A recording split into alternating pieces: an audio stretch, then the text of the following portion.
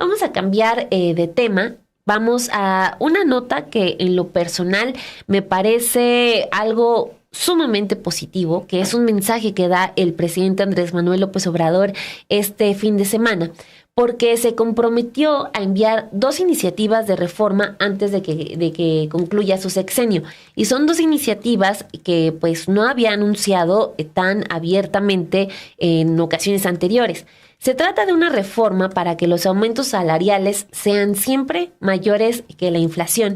Y la otra que me parece muy ambiciosa, digo, la del salario también, pero esta porque impacta a toda una generación de mexicanas y mexicanos que pues fueron condenados a una pobreza y a unas condiciones laborales y salariales pésimas, que se trata de los millennials y todo este tema de las pensiones, porque es el presidente que sí está trabajando en una reforma para que las personas pensionadas reciban más dinero cuando dejen de trabajar.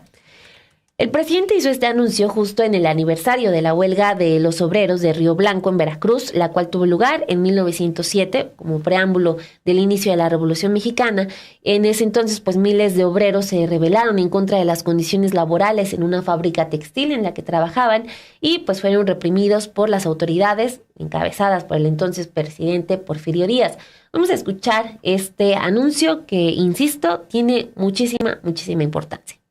Y aquí hago el compromiso de que antes de que yo termine mi mandato voy a enviar una iniciativa de reforma al artículo 123 de la Constitución para que se establezca que nunca, jamás va a aumentar el salario menos que la inflación.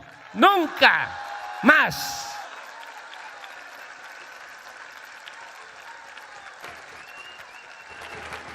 Vamos a seguir con esa política y hago también el compromiso con ustedes. Me lo plantearon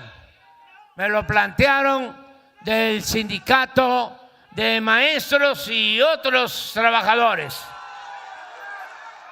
Vamos a revisar la contrarreforma laboral de Zedillo, la de las pensiones.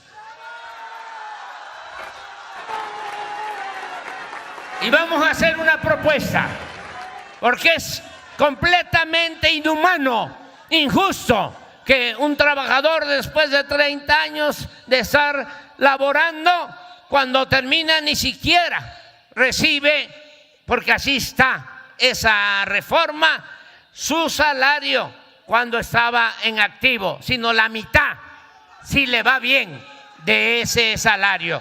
Eso ya no va a continuar así. Voy a enviar también una reforma a esa legislación antiobrerista, esa legislación contraria a los intereses de los trabajadores. Son los 2 compromisos que hago aquí en Río Blanco, en memoria de los mártires, de los que lucharon por mejores salarios, por mejores condiciones laborales. Esas son las propuestas del presidente López Obrador, que dice que todavía va a pedir que pues sí se analice, porque una de ellas, ya lo adelantaba Dani Barragán, recae en los adultos jóvenes. Nosotras somos adultos jóvenes. Sí, seguro. Soy una adulta joven, quienes pues no tenemos las mismas prestaciones que quienes cotizaron bajo la ley de 1973. La revisión a esta contrarreforma laboral sobre pensiones impulsadas por el gobierno priista de Ernesto Zedillo redujo los beneficios laborales de los trabajadores, esto hablando de lo que tiene que ver con las pensiones y tener pues una pensión digna, que es lo que ahora se busca. Y si uno quiere tener un dinero, una pensión digna, tiene que estar aportándole por su cuenta, que eso está muy bien, ¿no? Porque ya también estás pensando en el futuro, en tu bienestar. Porque ya con la ley pasada, quienes cotizaban 500 semanas ante el IMSS tenían derecho a una pensión calculada del salario recibido en los últimos 5 años. Sin embargo, las personas que comenzamos a cotizar bajo el régimen de 1997 solo tenemos como modalidades de pensión la renta vitalicia y el retiro programado. Ambos dependen del monto en el Afore acumulado y en el que no se garantiza una pensión hasta el fallecimiento. Entonces, pues estos derechos esperemos que se revisen, que sí haya buenas noticias para nosotras, Dani, y para toda la gente que empezó a cotizar bajo este régimen de 1997. Y además este es un tema, por ejemplo...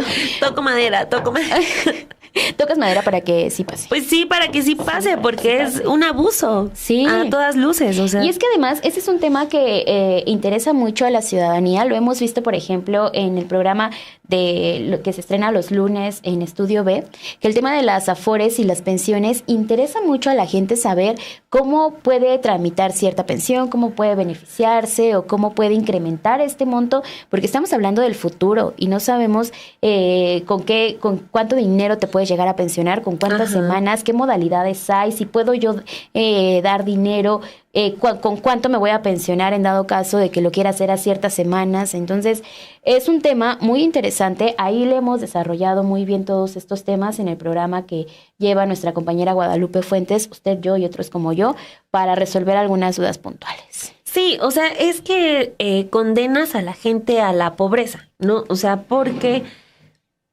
por ejemplo, nuestra generación, ¿no? La de nuestros papás como que todavía tuvieron ese acceso a una casa, y voy a mencionar estos varios factores, y a pues tener familia, tener hijos, tener casa, digo, con mucho trabajo, muchísimo esfuerzo, pero como que había otra situación.